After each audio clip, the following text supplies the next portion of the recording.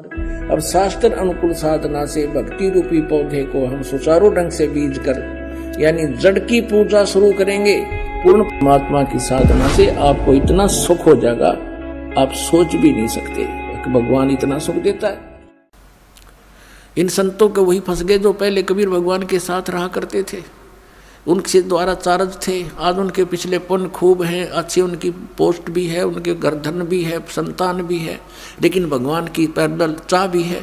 उस इच्छा अनुसार वो फंस गए उन नकलियाँ के। और 20-20 साल हो गया, अब उनको पता चलता रो रहे हैं हमने 30 साल बर्बाद कर दिए, हमने 20 वर्ष खो दिए, क्योंकि ज्ञान आधार से निर्णय होता है।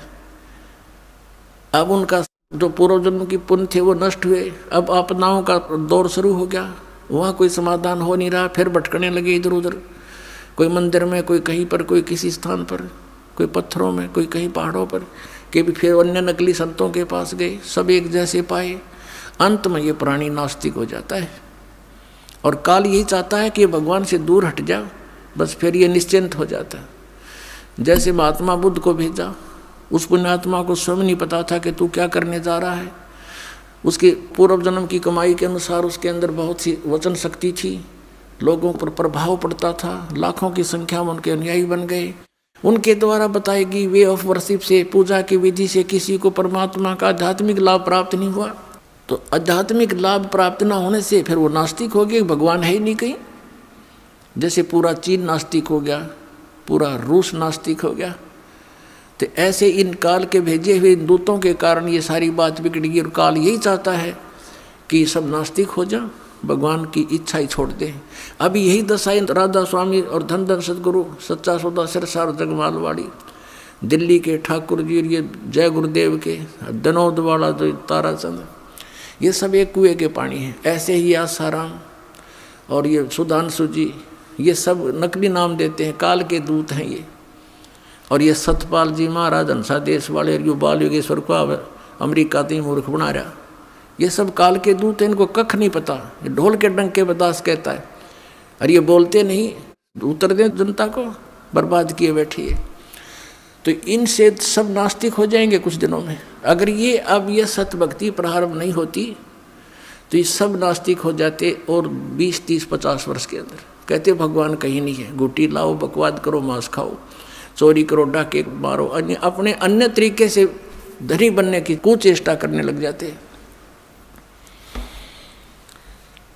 और ये काल भगवान यही चाहता है कि ये किसी प्रकार उस मालिक से दूर हो जा।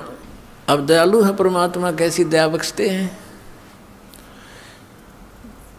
पीछे लग गया जाऊं था मैं लोक वेद के साथ, रस्ते में सतगुरु मिले, दीपक दे दिया हाथ। चारों युग में संत पुकारे, कूक कहा हम हेल रे, हीरे माणिक मोती बरसे, ये जग चुगता ढेल रे। एक पुन्नी एक पापी आया, एक है सोम दलेल रे, गरीब दास हरि नाम बिना, ये सब ही जम की जेल रे। अपने आत्मा परमात्मा का विधान है कि जैसे कर्म करेगा वैसा ही फल पाएगा। और ये विधान है उस प्राणी के लिए जो सत भक्ति नहीं करता। कबीर परमेश्वर की यानी परम अक्षर ब्रह्म की भक्ति नहीं करता, परम पूज्य कबीर भगवान की पूजा नहीं करता, परम संत से लेकर इन नकली कबीर पंथियों से लेकर नाम भक्ति करना भी व्यर्थ है, क्योंकि इनके पास वो सतनाम और आदि नाम नहीं है, इनके पास कंप्लीट कोर्स नहीं है, सत भक्ति मार्ग नहीं है।